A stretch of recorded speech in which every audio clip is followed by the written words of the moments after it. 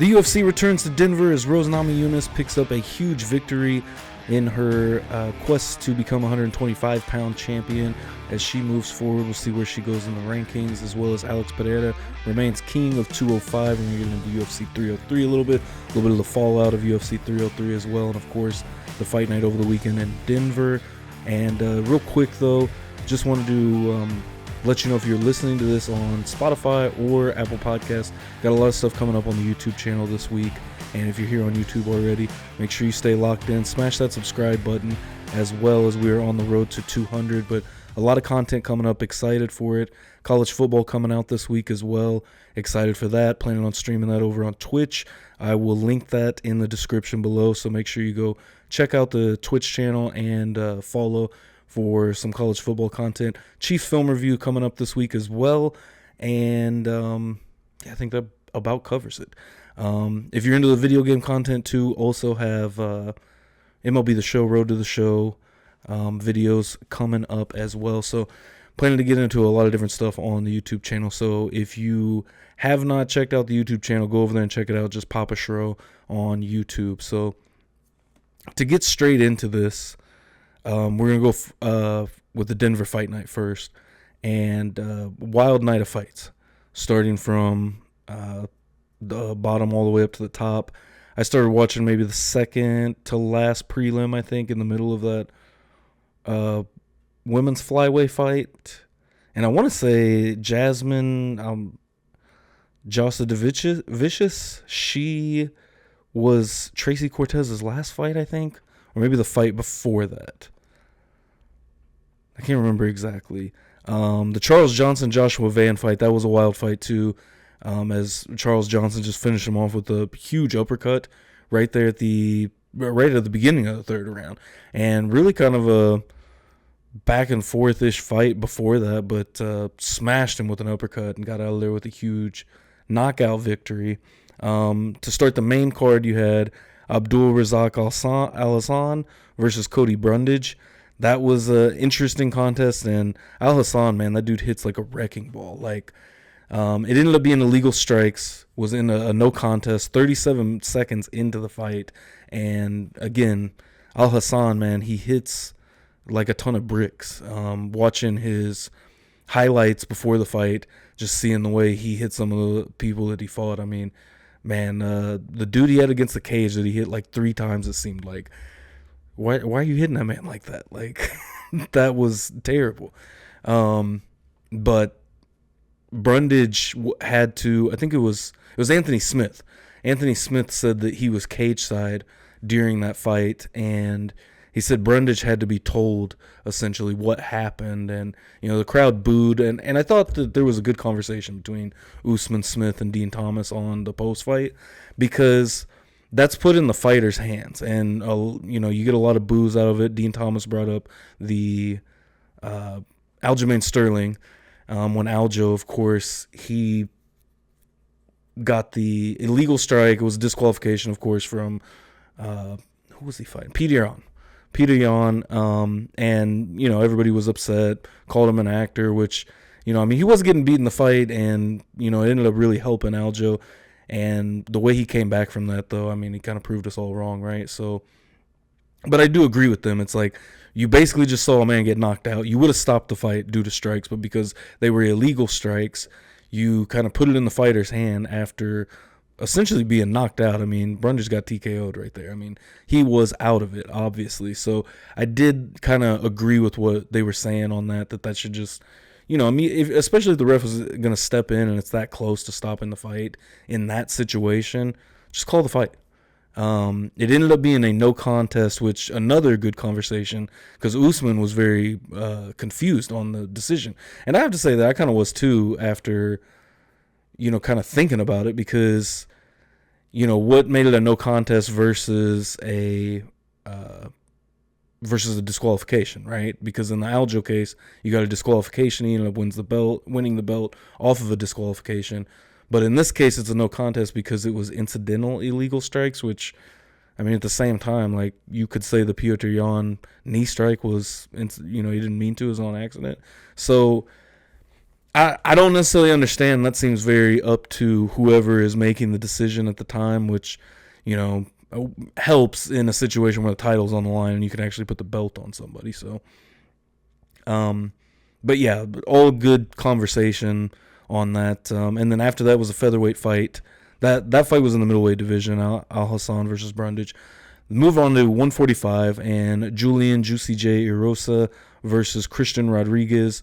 Erosa gets the guillotine in the first round, 11 seconds from the bell, and really good fight from him. I thought ended up taking him down off of catching a kick and just kicked the other leg out from underneath Rodriguez. Really good fight for Erosa. First time I got to see him fight, so excited to see him return at 145 and see what he can do. Gabriel Bonfim versus Angie Lusa. And that one pretty much, I mean, Bonfim absolutely kind of, just walked right through Lusa for the most of the fight. Really good striking.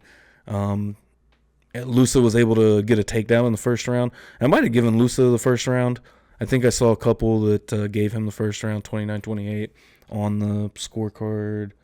Yeah, just one judge. 30-27, 30-27, 29-28.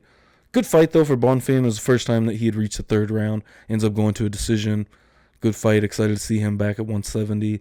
And then moving on to lightweight, Gene Silva versus Drew Dober, which Gene Silva coming off of fighting twice in 14 days. Insane. Good for him. Gets another win. TKO, doctor stoppage in the third round. I mean, that eye was disgusting. Drew Dober's eye was absolutely disgusting to see. He wanted to keep going, and that one was worse than it was the women's fight on 303. Let me look.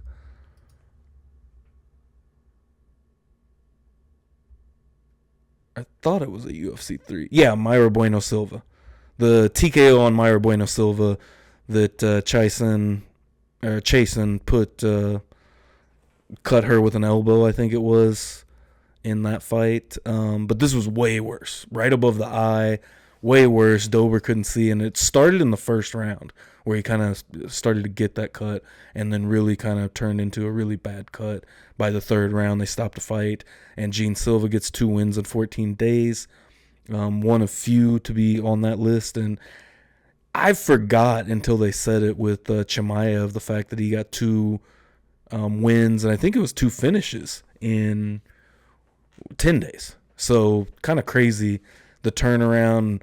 It always makes me think of Chris Lieben and Chris Lieben's crazy couple of weeks against, I think it was Aaron Simpson and Yoshihiro Akiyama at 116, where he got the triangle off on Yoshihiro Akiyama and kind of made him into an overnight star. I mean, everybody loved Chris Lieben already, just with his fighting style and, really, propelled him into a big fight against Brian Stan. Getting off on a tangent here. So, but Gene Silva, big win. He is a 145-pounder fighting at 155 to fill in short notice against Drew Dober here.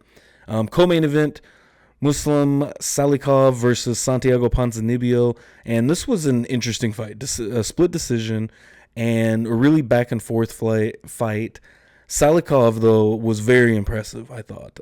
Some of the spinning kicks he was landing, I feel like it was the first time I saw him fight. So just seeing some of those spinning techniques that he had, he almost, like, his frame almost reminds me of Dennis Seaver. And you just don't expect, Salikov, I just didn't expect to be throwing stuff like that. He caught him flush. I won't say flush because if he would have caught him flush, he probably would have knocked him out. But had a really good wheel kick to the head that really landed on Ponzinibbio, stumbled him. I think it was in the first round. And looked really good, really close fight. I think could have went either way. It was really a toss-up. And then moving into the main event of the night was Rose Namajunas against Tracy Cortez, who was on, I think, about 3 weeks short notice against Namajunas. And with a full camp, I mean, Tracy Cortez probably could have, really done more, I think. By the end of the fight, she really looked like she kind of belonged there. And they talked about that on the post-fight show that, it seemed like through the fight, she gained some confidence. And, the first round was rough. She got dropped with a left hook. And Rose really had that left hook there all night long. I mean, the left hook, I think, was giving Tracy fits throughout the fight, really. The first round, I think the one that on the way down, she dropped her with the left hook, but on the way down, Rose throws a right hand and lands perfectly enough to just straight knock the lashes off of Tracy Cortez. I thought that was kind of funny. Cortez obviously, if you didn't see, had to cut her hair for weigh-ins, which was, it came up in the post-fight too. And as Rose talked about it, they asked her, and she kind of talked about the scales. I thought that was interesting because, sometimes you hear about it with the weigh-ins. There's obviously a million weigh-in stories. The Daniel Cormier hanging onto the towel. I think Khabib has one kind of same way. But it was just the scales didn't match. So she thought that was a little weird. And she cut a little bit of extra weight just to make sure that she would make weight. And I think she came in around 124, but she's coming up from 115 as well. And I can't remember if this was her debut at 125. I think she's had one fight at 125 already. 2 fights. So the last 2 fights have now been at 125 pounds for Rose Namajunas. Really good fight, clean fight for Rose. She continues to move on, and now her status in the rankings, we'll see where she goes. She was... Where are we at? She was number 6, yeah. Number 6, Cortez was number 11, and Macy Barber, she's 4. But I think Tracy Cortez really, will be an interesting to see where she's at in the rankings, because she could possibly go up. I mean, she had a pretty good performance by the end of the night, and the scorers were 49-46, 49-46, 48-47. So, I mean, she won 2 rounds by count of one judge. I honestly wasn't really keeping track or keeping score through the night watching, so I'd have to go back and watch it to rescore and kind of give my take on that. But there's a few interesting matchups. Obviously, with the Ultimate Fighter going on for Rose, she wants a title shot. She says she thinks she's ready. She also called for an event in Lithuania. I thought was interesting. And, we'll see. We're going to see Grasso Shevchenko next. But you have Erin Blanchfield possibly, or just, the original matchup with Macy Barber, although I think it was Anthony Smith that said it sounds like she's going to be out for a while. It's not just like she's going to get to return anytime soon. So we'll see. I think Erin Blanchfield will be a good fight for Rose Namajunas in the interim to wait on Grasso Shevchenko. And I don't know exactly what the timetable is for that. I haven't been keeping up with Tough or, paid attention to that at the moment to see exactly where, they're trying to pencil that in for. But either way, I think some fun matchups to make. Another one on the post show that they brought up that I did like was Tracy Cortez versus Amanda Ibas. And I think that would be another good fight. They have a common opponent now in Rose Namajunas. As Namajunas, that was her last fight, I want to say, before the Tracy Cortez fight. But for Cortez, I think the one thing I don't understand about her game plan in her last 2 fights is she's a solid wrestler, really good. That's kind of, what she used coming into the UFC on the Dana White Contender Series. She used her wrestling, and, she's got a really good ground game. And I feel like I don't understand why she hasn't really used that. She's focused on the hands, and totally understand, you want to focus on something to improve it. Focus on your hands and improve your hands. And get better, but at the same time, in a fight against Rose Namajunas, I just don't think that it's a wise idea to go in there, and I don't think that she could really get close to her. So, like, if we were actually, looking at trying to get the takedown, and her coaches mentioned that I think in between the first and second rounds was that she really needed to get in closer. It might have been between 2 and 3, but nonetheless, she needed to get closer to get a takedown. Rose's footwork was really causing a problem for that, I think, and wasn't allowing her to get close. So I think that's something with her stand-up that will help her, kind of work to get to a level where she can have the footwork to get in and, use leverage to get in and actually, take some of these high-level strikers down. Because there is, a dance, so you got to get close enough to actually engage and get the takedown. And Rose Namajunas, man, she was absolutely phenomenal in those situations of, I feel like, when somebody's in a flow state, when you see they can transition from every aspect of the game all at once. The striking leads to the grappling leads to the striking. Everything is just kind of flowing, and it's awesome to see. It was a great performance by Rose. So I'm excited to see where she goes at 125 next, and maybe if she can get back to the title. I would love to see her in another title fight. So that pretty much sums up that for UFC Denver. Moving on to UFC 303, a couple of weeks ago, kind of did a preview to UFC 303, and we talked about it and just kind of wanted to go over, the card. It was a crazy card. Dan Ige fighting on 4 hours notice, absolutely insane. That dude's a gamer. Got a huge bonus for it. I think he said he got like triple what he normally gets paid. Got to go in there against Diego Lopez and, got a decision. The fact that he made it all the way to the final bell on 4 hours notice. I mean, I don't think we'll ever see a fighter fight on that short notice again. And the fact that they were able to keep Diego Lopez on the card, absolutely insanity. Like, good for Dan Ige for filling in. He gets a loss, and, there's kind of a debate to be had on short notice fights and, the risk versus reward. I think for Dan Ige's pockets, the risk outweighed the reward because, he hung in there. And Dan Ige's a gamer anyways.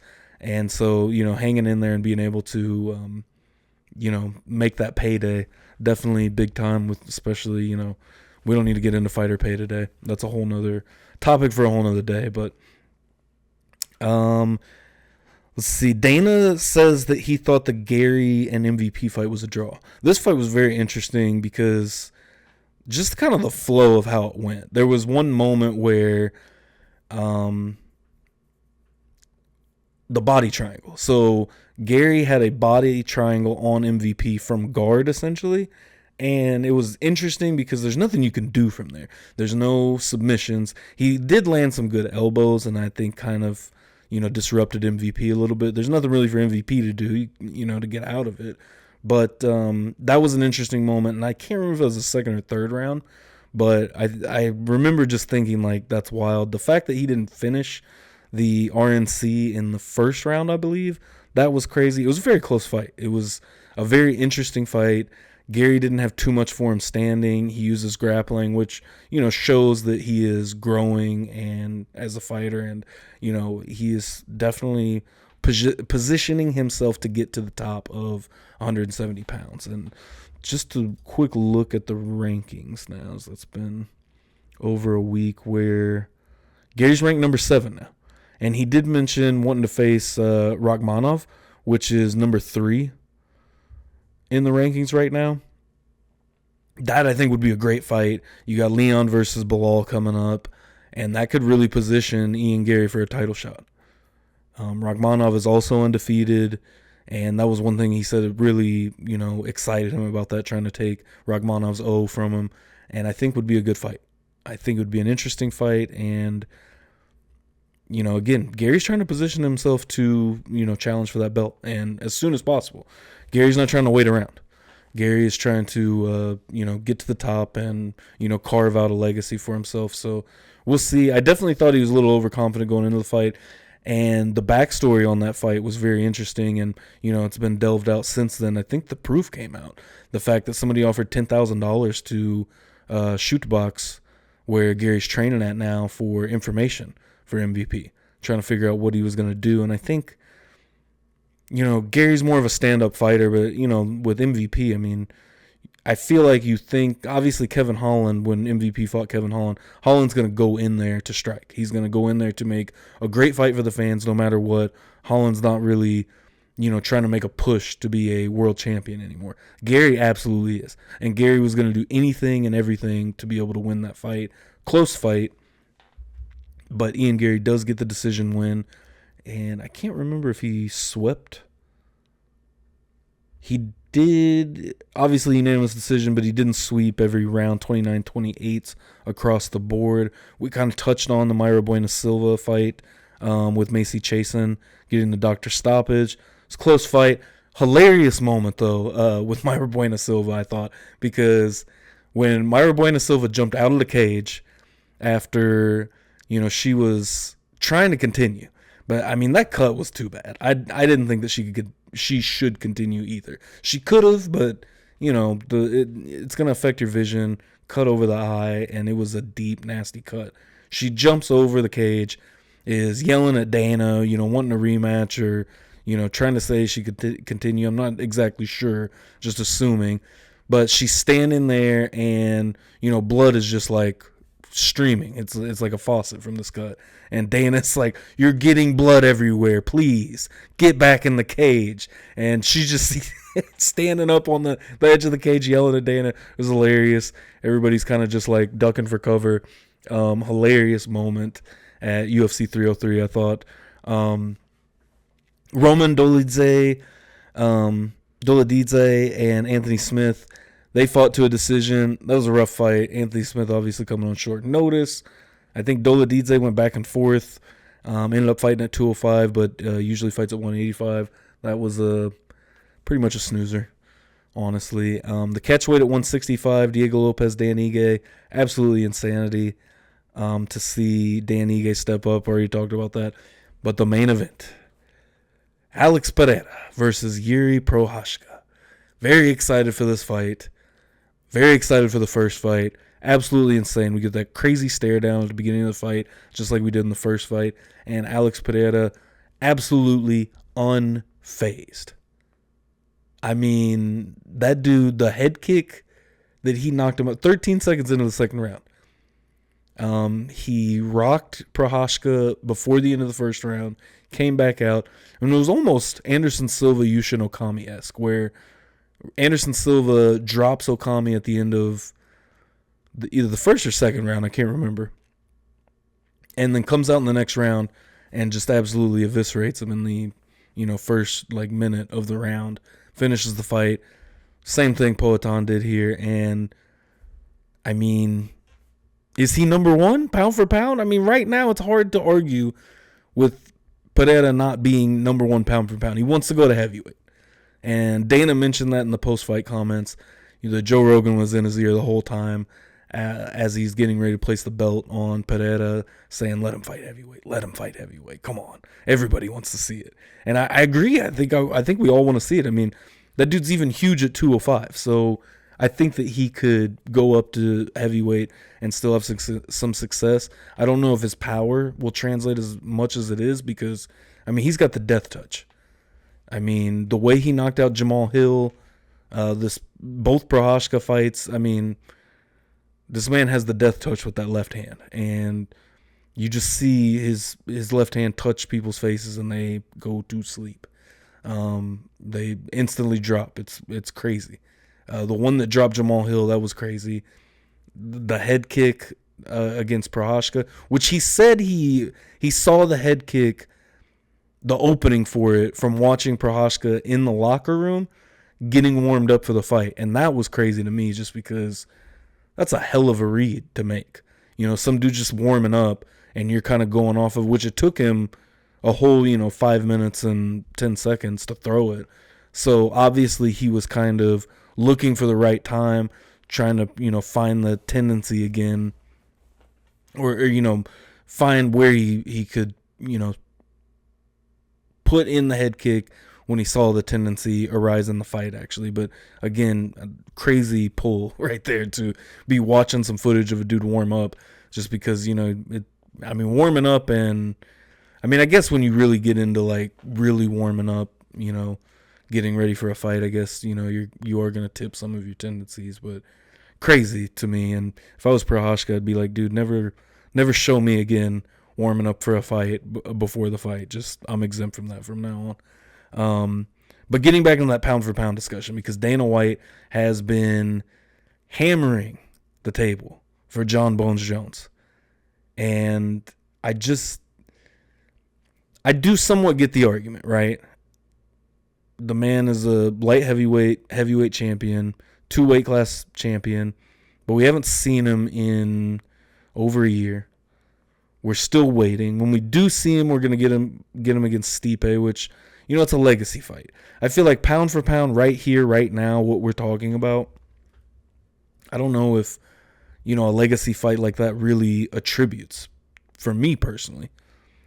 On the UFC rankings as of right now, Islam Makhachev is number 1, Alex Pereira is number 2, and John Jones is number 3. But Dana, it seems like he comes out every event and just says, whether it's Islam, whether it's Pereira, he is hammering the table. John Jones is number one pound for pound. I'll be interested to see where